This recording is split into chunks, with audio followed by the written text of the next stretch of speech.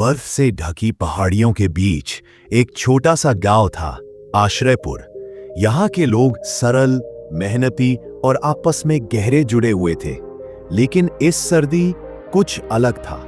हवा में एक अनकहा डर था, मानो ठंड के साथ साथ कोई अदृश्य साया भी गांव में उतर आया हो। गांव के बीचों बीच एक पुराना लकड़ी का मकान था, जिसमें सुमित नाम का एक युवक अकेला रहता था। सुमित ज्यादा बोलता नहीं था। गांव के बच्चे उसे चुप रहने वाला कहते थे, लेकिन उसकी आंखों में एक अजीब गहराई थी, जैसे वे हर बात को बिना बोले समझ लेता हो। उस दिन बर्फबारी और तेज हो गई थी। लोग अपने घरों में दुबक के बैठे थे। सुमित ने अपनी पुरानी डायरी खोली और लिखना शुरू किया। शब्दों का शोर मन का मौन छीन लेता है। शायद अब समय आ गया है कि मैं सन्नाटे की ताकत को महसूस करूं। वह जानता था कि जल्द ही गांव एक ऐसे संकट में फंसने वाला है जिसे शब्द नहीं, सिर्फ मौन ही हल कर सकता है। बर्फ की मोटी परत गांव को एक सफेद चादर की तरह ढक चुकी थी। सुबह का सूरज बादलों के पीछे छिपा था और हवा में बर्फ के कण तैर रहे थे। सुमित अपनी लकड़ी की खिड़की के पास खड़ा था। बाहर सड़कें सुनसान थी, लेकिन उसके कान एक अलग आवाज सुन रहे थे, ना हवा की, ना बर्फ की, बल्कि किसी अदृश्य कदमों की आहट। वह धीरे धीरे बाहर निकला। गांव के बीचों बीच पुराना घंटाघर था, जो पिछले कई सालों से बंद पड़ा था। आज वहां से एक धीमी सी घंटी की टुन-टुन की आवाज आ रही थी। गांव के बुजुर्ग कहते थे कि इस घंटाघर में मौन घंटी लगी है, जो सिर्फ तब बजती है जब कोई बड़ा संकट आने वाला हो। लेकिन यह सच था या बस एक पुरानी कथा, कोई नहीं जानता था। सुमित घंटाघर के पास गया और अपने हाथ से दरवाजा छूते ही आवाज बंद हो गई। चारों ओर फिर से वही गहरा सन्नाटा छा गया। पर इस बार यह सन्नाटा खाली नहीं था, इसमें एक चेतावनी थी। सुमित ने ठान लिया उसे समझना होगा कि यह सन्नाटा उसे क्या कहना चाहता है। उस रात गांव पर एक अजीब सी ठंड उतर आई। सर्दी तो हमेशा रहती थी, लेकिन इस बार जैसे हवा में कोई अदृश्य बोझ था। सुमित अपने छोटे से कमरे में बैठा आग सेंक रहा था। तभी खिड़की के बाहर उसे कुछ हलचल दिखी। दूर पहाड़ी की तरफ बर्फ में एक काली सी परछाई हिल रही थी। वह इंसान जैसी थी, पर उसकी चाल बहुत धीमी, लगभग अस्वाभाविक। सुमित ने चुपचाप खिड़की खोली। सन्नाटा इतना गहरा था कि उसकी अपनी सांसों की आवाज भी तेज लग रही थी।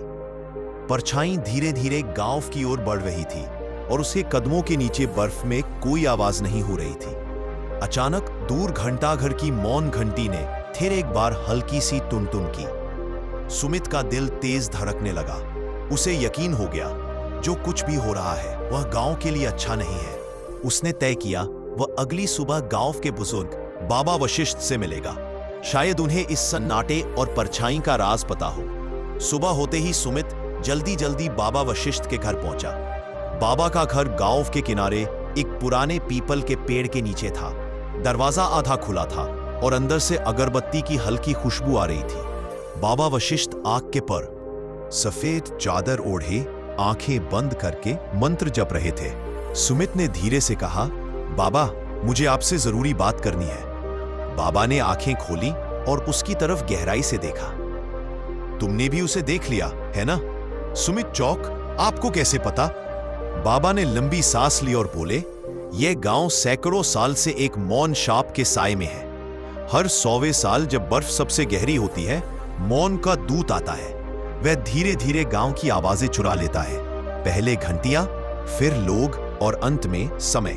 सुमित की आंखों में डर और जिज्ञासा दोनों थे। तो इसे रोकने का कोई तरीका नहीं? बाबा ने धीमे स्वर में कहा, तरीका है, लेकिन इसके लिए तुम्हें मौन की घाटी में जाना होगा। वहां वह प्रथम घंटा रखा है जो इस शाप को तोड़ सकता है। लेकिन याद रखना, घाटी तक पहुंचने का रास्ता केवल सन्नाटे में ही खुलता है। और उस सन्नाटे में तुम्हारे डर की सबसे तेज आवाज गूंजेगी। सुमित का दिल तेजी से धड़कने लगा। बाहर बर्फ गिर रही थी और कहीं दूर वही मौन घंटी एक बार फिर बजी, इस बार जरा ज्यादा तेज। रात का आसमान तारों से भरा था, लेकिन हवा में अजीब सी ठंडक थी, जैसे किसी ने उसके बीच से सारी गर्माहट खींच ली हो। बाबा वशिष्ठ ने सुमित को एक छोटा सा लालटेन दिया और कहा, यह साधारण लालटेन नहीं है, ये केवल तब जलती है जब तुम सच बोलते हो। अगर कभी बुझ गई तो समझ लेना कि तुम सन्नाटे में खोने लगे हो। सुमित ने लालटेन को कसकर पकड़ लिया और भारी कोट पहनकर गांव के किनारे की ओर बढ़ा। गांव के बाहर एक पुराना टूटा हुआ लकड़ी का पुल था, जिसके पार कोई नहीं जाता था। कहते थे उसके आगे मौन की घाटी की शुरुआत होती है। जैसे ही वह पुल पर कदम रखता है, अचानक दुनिया बदलने लगी। बर्फ की परत मोटी हो गई, पेड़ों की शाखाएं जमकर सफेद हो गईं और हवा में कोई आवाज नहीं थी, ना पत्तों की सरसराहट, ना बर्फ के गिरने की हल्की खनक, बस एकदम गहरा डरावना सन्नाटा। हर कदम के साथ लालटेन की लौ कभी तेज कभी धीमी होने लगी। कहीं दूर उसे लगा कि उसने अपने ही नाम की फुसफुसाहट सुनी। सुमित, वह मुड़ा पर वहां कोई नहीं था। अचानक उसके पैरों के नीचे की बर्फ दरकने लगी। नीचे एक काली गहराई थी, जैसे अंधेरे का कुआं। सुमित ने दौड़ते हुए पुल पार किया और सामने देखा एक संकरी लंबी घाटी, जिसकी दीवार जैसे समय ने उसे रोक दिया हो। घाटी के अंदर एक पत्थर पर अजीब से चिन्ह खुदे थे और बीच में एक दिशा तीर का निशान था। बाबा वशिष्ठ की बात याद आई, तीर का पीछा करना, लेकिन जो दिखे उस पर भरोसा मत करना। सुमित ने गहरी सांस ली और घाटी में पहला कदम रखा। लालटेन की लौ फिर से कांपी। घाटी के भीतर का सन्नाटा इतना गहरा था कि सुमित को अपनी धड़कनें भी हथौड़े की तरह सुनाई देने लगी। हर कदम के साथ बर्फ के नीचे दबे पत्थर चरमराते, लेकिन आवाज उसके कानों में नहीं, सीधे दिमाग में गूंजती। अचानक लालटेन की लौ हल्की पड़ने लगी। सुमित को बाबा की चेतावनी याद आई, जब लौ मध्यम हो समझो कि तुम्हारा डर पास है। और फिर उसने सुना एक भारी धीमी सांस, जैसे कोई उसके पीछे खड़ा हो। वह धीरे धीरे मुड़ा। वहां वह खुद खड़ा था, बिल्कुल उसी कपड़ों में, लेकिन चेहरा उदास, आंखें खाली और होंठ हिल रहे थे बिना आवाज के। उसके डुप्लीकेट ने हाथ बढ़ाया और एक टूटा हुआ, जंग लगा घंटा दिखाया। अचानक सुमित के कानों में अपने पुराने असफलताओं की गूंज भरने लगी। स्कूल का वो दिन जब सबने उसका मजाक उड़ाया, वो वक्त जब उसने अपने पिता को निराश किया, और वो रात जब उसने खुद से कहा था मैं कभी कुछ नहीं कर पाऊंगा। आवाजें इतनी तेज हो गई कि लालटेन लगभग बुझ गई। सुमित ने आंखें बंद की और जोर से कहा, तुम मेरे डर हो, मेरी सच्चाई नहीं।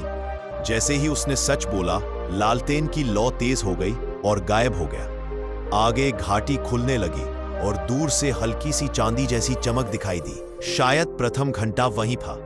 घाटी के बीचों बीच बर्फ के बीच जमी एक प्राचीन मीनार खड़ी थी। उसकी दीवारें काई और बर्फ से ढकी थी, लेकिन ऊपर से हल्की चांदी जैसी चमक निकल रही थी। सुमित जान गया यही प्रथम घंटा होगा जिसे पाने के लिए वह आया है। जैसे ही वह मीनार के पास पहुंचा, बर्फ अचानक अपने आप हटने लगी और दरवाजा खुला। अंदर घुप अंधेरा था, लेकिन लालटेन की लौ अब स्थिर थी, जैसे उसे कोई मार्गदर्शन मिल रहा हो। सीढ़ियां चढ़ते चढ़ते एक गहरी शांत आवाज उसके दिमाग में गूंजी, तुमने पहला डर जीत लिया है, लेकिन मौन को पाना आसान नहीं। आवाज के साथ एक लंबा सफेद वस्त्र पहने आकृति सामने आई। उसका चेहरा पूरी तरह ढका था, लेकिन आंखें पारदर्शी और गहरी थी, जैसे उनमें समय ठहर गया हो। वह आकृति बोली, मैं मौन का दूत हूं। जो यहां आता है उसे खुद को पूरी तरह सुनना पड़ता है। जो झूठ बोलता है वही यहां फंस जाता है, हमेशा के लिए। सुमित ने धीरे से पूछा, और यदि मैं सफल हो गया? दूत ने हाथ उठाया और ऊपर मीनार के शीर्ष पर लटका प्रथम घंटा प्रकट हुआ।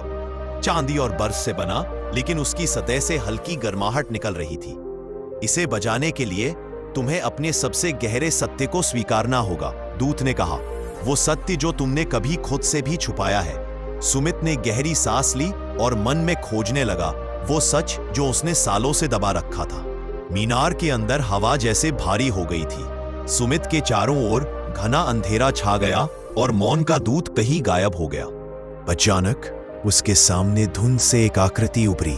वो खुद ही था, लेकिन कुछ साल छोटा, आंखों में डर और शर्म के साथ।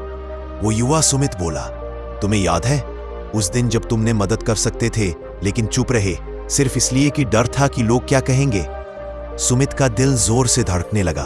उसे याद आया गांव में एक दुर्घटना हुई थी और एक बच्चा नदी में गिर गया था। वो किनारे खड़ा सब देख रहा था, लेकिन ठंड, डर और भीड़ की निगाहों ने उसे पत्थर बना दिया था। कोई और कूदकर बच्चे को बचा लाया, लेकिन सुमित को अब तक वो नजारा सोने नहीं देता था। तुमने चुप रहना चुना और यही तुम्हारा सबसे बड़ा बोझ है। युवा सुमित की आवाज गूंज उठी। सुमित की आंखें नम हो गईं। वो धीरे से बोला, हाँ, मैं डर गया था, मैं नाकाम रहा, लेकिन अब चुप्पी को अपने साथ नहीं रखूंगा।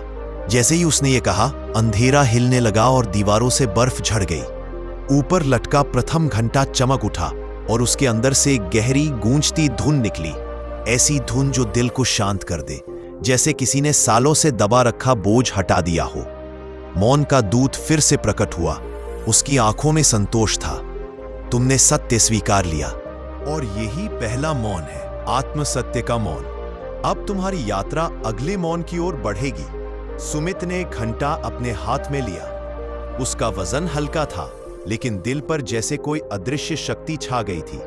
एक शक्ति जो शब्दों से नहीं बल्कि चुप्पी से बोलती थी, पर उसकी रोशनी कहीं फंसी हुई है। मौन का दूत बोला, अब तुम्हें छाया की घाटी से गुजरना होगा। वहां जो मौन मिलेगा वो तुम्हें दूसरों की आवाज सुनना सिखाएगा।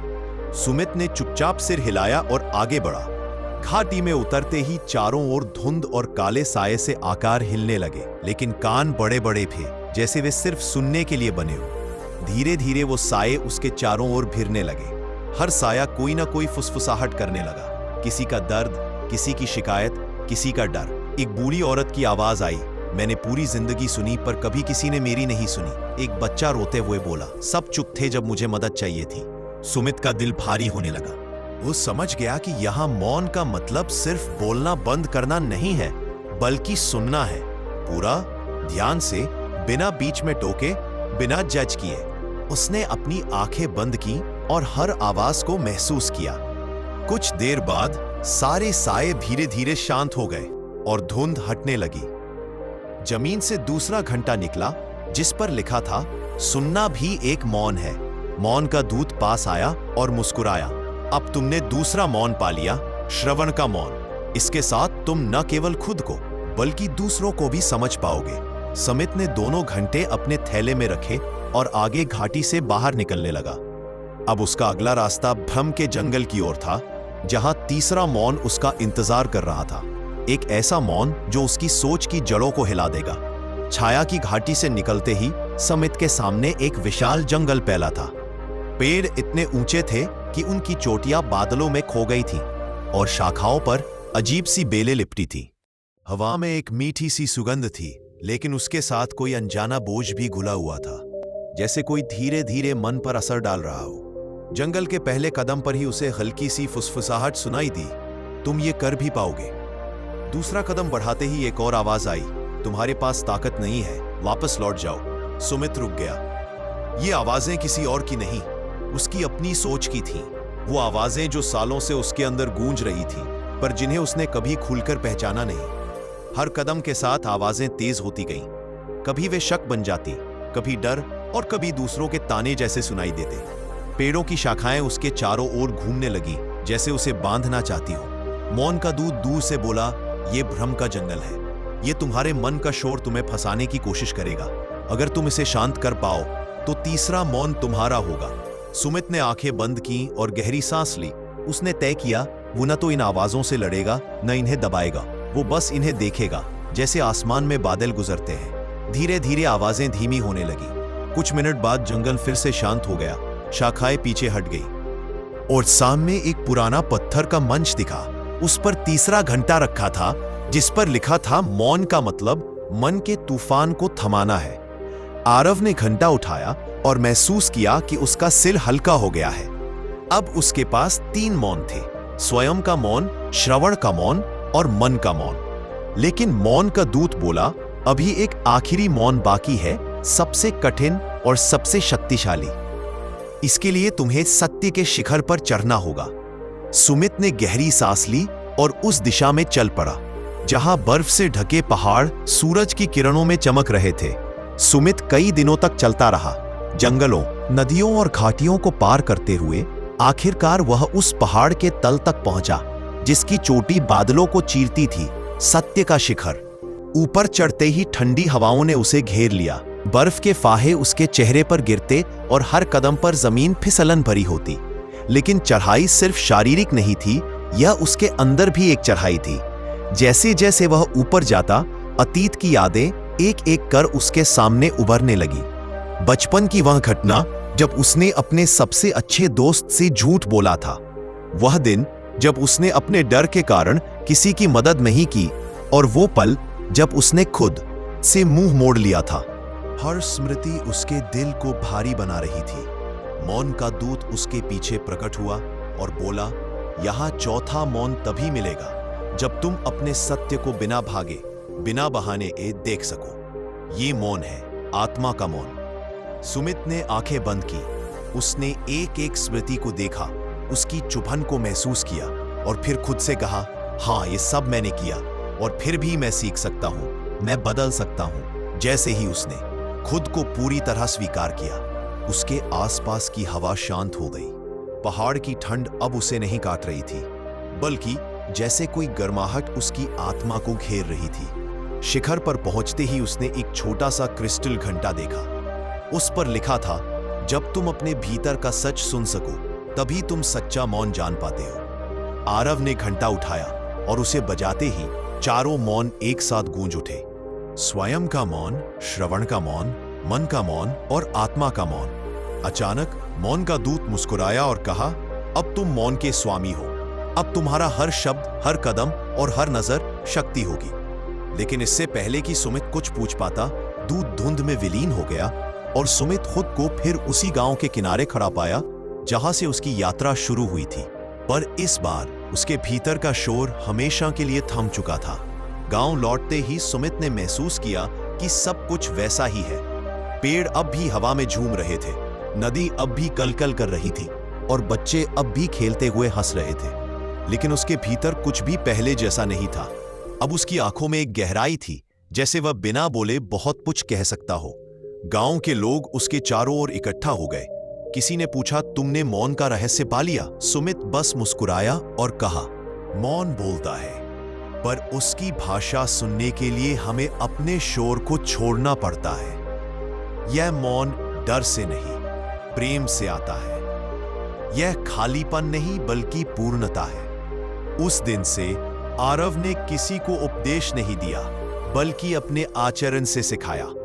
जब कोई दुखी होता, वह बिना बोले साथ बैठता और लोग कहते कि उनकी बेचैनी दूर हो जाती है। जब किसी को गुस्सा आता, वह सिर्फ शांत निगाहों से देखता और सामने वाला खुद ब खुद शांत हो जाता। गांव के बच्चों ने उससे सीखा कि कभी कभी सबसे अच्छा जवाब न देना होता है। कई साल बाद जब सुमित इस दुनिया से विदा लेने लगा, तो उसके पास सिर्फ वही क्रिस्टल घंटा था। उसने अपने सबसे प्रिय शिष्य को वह घंटा देते हुए कहा, जब यह बजे तो याद रखना, मौन कोई खाली जगह नहीं है। यह वह स्थान है जहां सच्चाई, प्रेम और शक्ति एक साथ रहते हैं। घंटे की ध्वनि दूर दूर तक फैली, जैसे पहाड़, नदियां और आसमान भी सुन रहे हो। और उसी क्षण सुमित का शरीर शांत हो गया, पर उसका मौन, उसकी विरासत गांव और दुनिया के दिलों में हमेशा गूंजता रहा।